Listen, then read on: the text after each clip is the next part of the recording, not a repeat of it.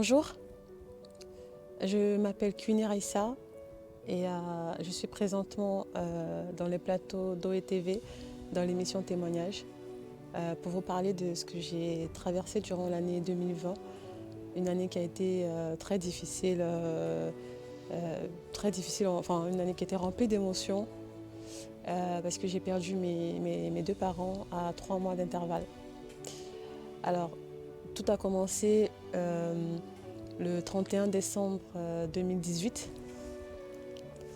où alors je reçois un appel de ma mère, donc vivant en Côte d'Ivoire avec mon père.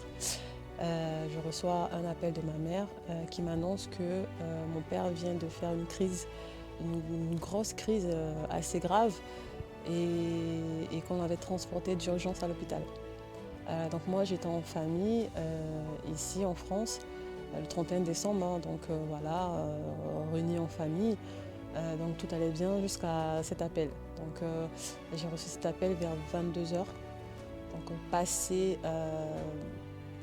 d'un sentiment de joie à un sentiment de tristesse, de questionnement. C'était assez difficile parce que c'était vraiment du tout au tout.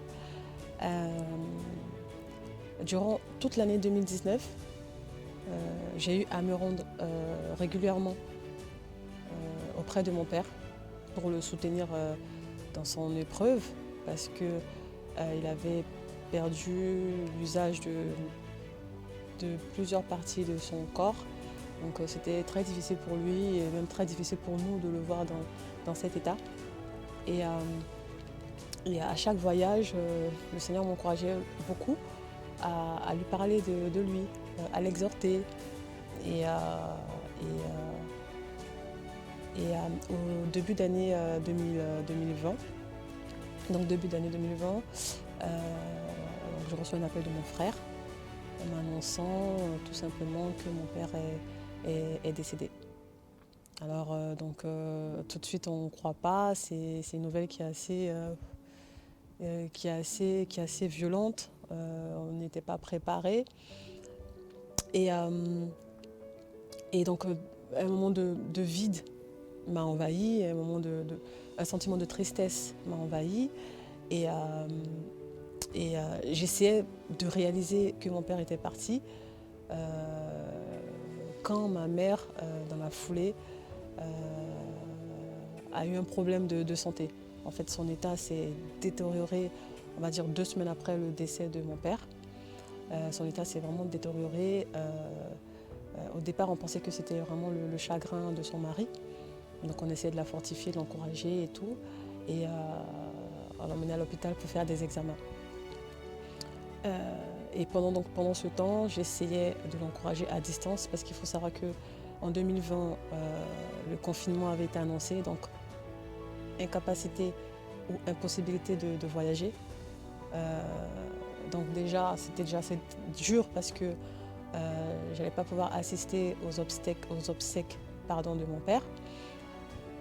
Et donc fallait encaisser la mort, le fait de ne pas pouvoir être sur place et en plus encourager la maman qui était vraiment mal en point. Donc tout ça en même temps, ça faisait beaucoup. J'avais même l'impression que j'étais en train de rêver. Et je priais, je demandais au Seigneur de l'aider, de la fortifier, de l'encourager, de me fortifier, de fortifier la famille. Et une nuit, en fait, pendant que je priais, j'étais toute seule chez moi. Et j'ai entendu « Demande du courage, car il t'en faudra ». Alors quand j'ai entendu ça, ça a résonné comme un écho en fait dans la pièce. Et en fait quand j'ai entendu ça, automatiquement j'ai pensé à ma mère. J'ai pensé à ma mère tout de suite. Et j'ai pleuré, je disais au Seigneur de m'aider. Donc je n'ai pas traîné tout de suite, dans mes prières, je demandais du courage, que le Seigneur me remplisse de courage, de force pour pouvoir surmonter toute cette période. Et donc pareil, comme avec mon père, il m'encourageait je me sentais vraiment poussée à lui parler du Seigneur et tout ça, qu'elle ne devait pas baisser les bras, qu'elle ne devait pas murmurer contre le Seigneur, qu'elle devait s'accrocher, qu'elle devait garder son cœur pur, parce que c'était très important et je sentais vraiment qu'il fallait qu'elle soit dans un état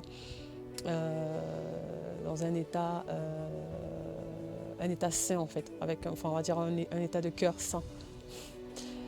Et on va dire les examens sont arrivés parce que pendant ce laps de temps en fait on attendait les résultats des examens. Et quand les résultats sont arrivés, les résultats étaient très catastrophiques en fait. On s'est même demandé mais comment ça a été possible en fait. On n'avait rien vu, ça arrivait d'un coup et elle était déjà limite tout de suite condamnée. Et pareil avec mon père, on a à peine eu le temps de comprendre ce qui se passait, on a à peine eu le temps de voir et tout ça, qu'elle était déjà plus là. En fait, ça allait très vite. Ça allait très vite. Donc mon frère m'appelle et me dit maman vient de partir. Donc là, on se dit mais en fait, il se passe quoi? Il y avait trop de choses en même temps. Trop de choses. Et je me suis écroulée, vraiment, j'ai crié au Seigneur. J'ai crié au Seigneur. Alors, j'étais pas dans un état de murmure ou dans un état de questionnement en disant pourquoi. Tout de suite, je lui demandais de m'aider, de me remplir de sa paix, de me remplir de sa force, de me remplir de courage, de soutenir la famille. Vraiment, c'était tout de suite ça. Et légion sont les versets dans la Bible en fait, qui montrent que le Seigneur est un secours, comme le psaume 46, qui montre que le Seigneur est un secours en fait, dans la détresse, est un appui pour ceux qui ont le cœur brisé. Le Seigneur marche près de ceux qui sont en détresse. Et je m'accrochais à ces versets-là et je lui parlais, je lui disais Seigneur, vraiment, aide-moi, pose ta main sur mon cœur parce que je veux expérimenter cette paix. Cette paix, Seigneur, que tu dis en fait, que tu laisses la paix, que tu nous donnes ta paix. Je veux expérimenter cette paix qui vient de toi. Parce que je savais que c'était vraiment que lui qui pouvait vraiment m'apaiser et me soutenir. Ce qui s'est passé, c'est que 3 jours après l'annonce du décès, il s'est passé quelque chose de miraculeux, si je puis dire. Je me sentais comme anesthésiée. Alors, je n'ai même pas de mots pour mettre là-dessus. Je sais juste que c'était comme si j'étais anesthésiée. C'était comme si tout mon corps était totalement anesthésié. Et quand je marchais, j'avais l'impression de marcher sur du coton. C'était un sentiment assez incroyable. Et même pour aller loin, je pouvais même sentir les bras du Seigneur en fait totalement m'envahir. J'avais un sentiment de bien-être qui moi-même me dépassait. Et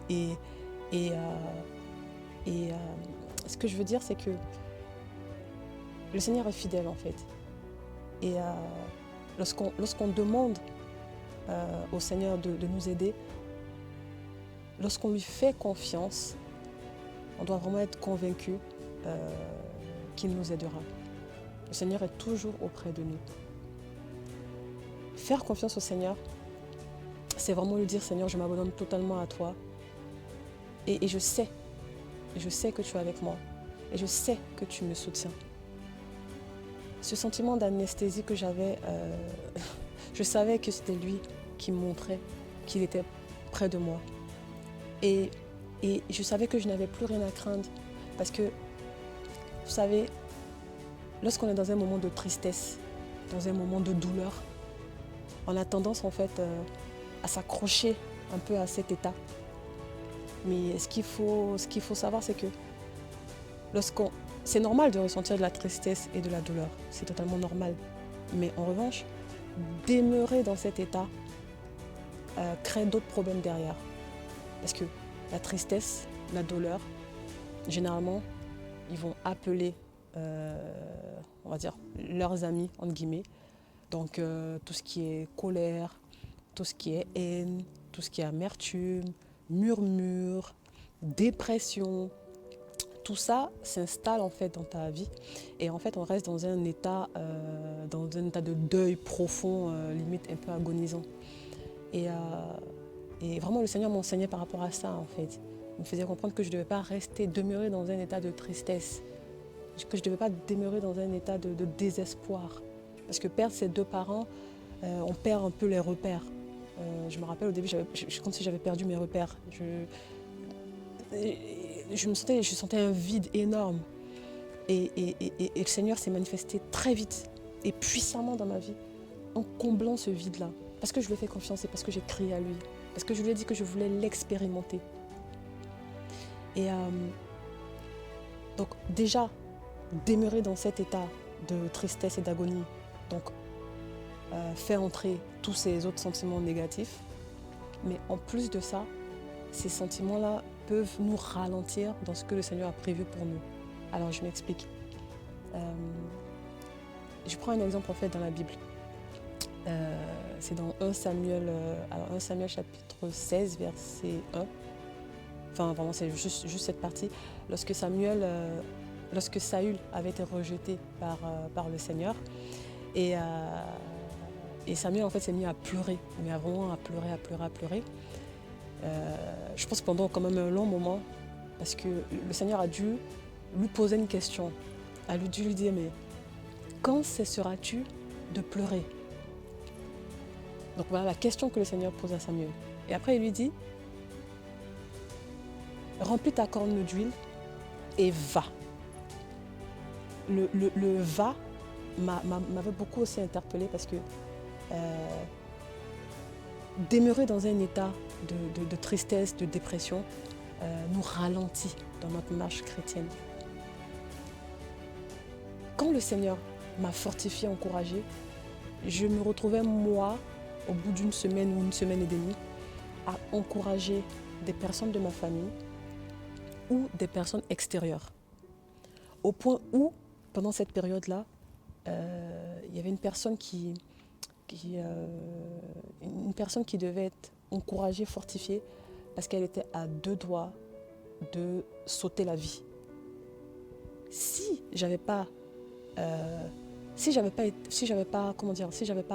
accepté ce secours-là du Seigneur, si je l'avais pas embrassé en fait ce secours-là, je serais restée dans cet état de tristesse et j'aurais pas pu encourager cette sœur-là justement qui allait passer à l'acte.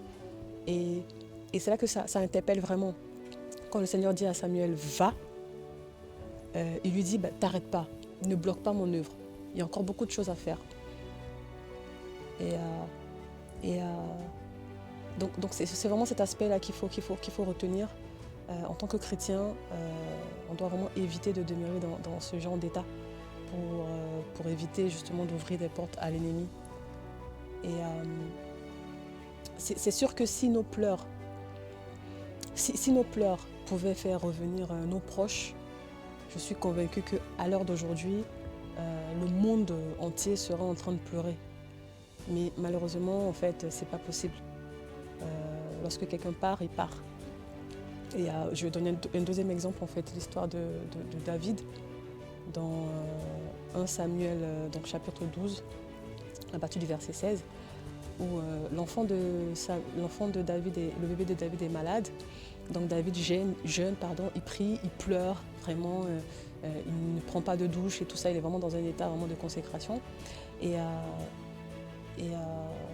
plus tard, ses serviteurs même avaient du mal à venir lui dire que en fait, ton bébé était mort. Et quand David a appris, en fait, il s'est levé, il a pris sa douche, il a mangé et il a même choqué ses serviteurs qui lui ont dit « Mais c'est quoi cette attitude que tu as ?» Et David répond « En fait, quand le bébé était malade, oui, je priais, oui, je jeûnais. Mais maintenant qu'il est parti, qu'est-ce que je peux faire? Est-ce que je peux le ramener ?» Donc ça, c'est la question qu'il faut se poser. Rester dans cet état de tristesse, d'agonie, est-ce que cela fera ramener nos proches? Non. Par contre, autour de nous, il y a beaucoup de personnes qui ont besoin d'entendre parler de Jésus. Beaucoup de personnes ont besoin d'entendre la bonne nouvelle. Donc le Seigneur, en fait, nous exhorte vraiment à vraiment se focaliser sur vraiment ces personnes-là qui sont encore dans le besoin, ces personnes-là qui ont besoin de connaître le Seigneur. Donc vraiment, c'est vraiment tout ça que j'ai appris pendant ce moment-là. Et aussi, je voulais parler aussi de la louange. La louange, comme je dis souvent, la louange est comme un tsunami qui balaie tous ces sentiments qui essaient de s'accrocher à nous puissamment. Tous ces sentiments qui essaient vraiment de nous faire couler, si je puis dire. Et la louange en fait crée après un état d'action de grâce en fait. On se met à louer, on se met à adorer le Seigneur pour qui il est, pour ce qu'il fait pour nous. On se met à lui déclarer, on se met vraiment à tout simplement l'adorer. Voilà, je cherchais de grands mots. On se met tout simplement à l'adorer. Et je vous garantis que ça a un effet. Il y a une paix qui s'installe dans le cœur et une vraie joie aussi qui s'installe dans le cœur. Alors, donc, pour les personnes, pour les chrétiens, vraiment, c'est vous encourager à ne pas demeurer dans cet état de tristesse et d'agonie, mais plutôt d'aller de l'avant. Même pas d'essayer, mais c'est vraiment d'aller de l'avant. Parce qu'il faut savoir aussi qu'un chrétien qui part, qui décède, il n'y a pas non plus besoin de passer vraiment des années dans l'agonie, parce qu'on est convaincu que cette personne est retournée auprès du Père. Donc jusqu'à preuve du contraire, je pense que tout chrétien aspire à cela. Donc franchement, il n'y a pas besoin. Et pour les personnes qui ne connaissent pas le Seigneur, on doit vraiment essayer de les aider, de leur parler du Seigneur pour qu'ils puissent justement se tourner leur cœur vers Jésus. Aujourd'hui, le Seigneur continue à me fortifier, à m'enseigner, à m'encourager. Et vraiment, j'ai expérimenté ce verset qui dit la joie du Seigneur est ma force. Donc n'oublions pas cela. La joie du Seigneur est notre force. Amen. Amen. J'aimerais maintenant prier pour un cœur triste. J'aimerais prier pour des personnes qui vivent en ce moment des périodes très difficiles, qui vivent des expériences très difficiles. Si tu te sens concerné, j'aimerais que tu te mettes dans une position de prière et que tu puisses prier avec moi. Seigneur Jésus, nous te remercions pour tout ce que tu fais pour nous. Nous te remercions pour tout ce que tu fais dans nos vies, Père. Nous te disons merci, Seigneur, pour ce moment que tu nous donnes. Parce que tu n'es pas un Dieu de hasard. Père, ma prière aujourd'hui est que tu puisses maintenant même fortifier les cœurs, Seigneur, en détresse. Que tu puisses toucher, Seigneur, les cœurs qui ont besoin, Seigneur, de ressentir ton amour. Que tu puisses fortifier, mon Dieu, mon roi, ces personnes-là qui souffrent maintenant. Père, ma prière est que maintenant tu poses ta main sur les cœurs et que tu puisses les remplir de ta paix, de ton amour, de confiance, de force. Seigneur, ma prière est qu'une personne en ce moment soit restaurée. Ma prière est qu'une personne en ce moment soit fortifiée. Tu sais, Seigneur, que tu es avec nous, Seigneur. Tu as dit dans ta parole, tu ne nous laisseras jamais. Tu ne nous abandonneras jamais. Nous savons, Seigneur, que tu es un secours. Tu es le secours. Seigneur, nous levons nos yeux vers toi, Seigneur. Parce que nous savons, Seigneur, que le secours vient de toi. Vient uniquement de toi. Merci, Seigneur, de maintenant inonder nos cœurs de joie, de paix, de confiance. Merci, Seigneur, pour ce que tu es en train de faire maintenant même dans nos vies. Amen.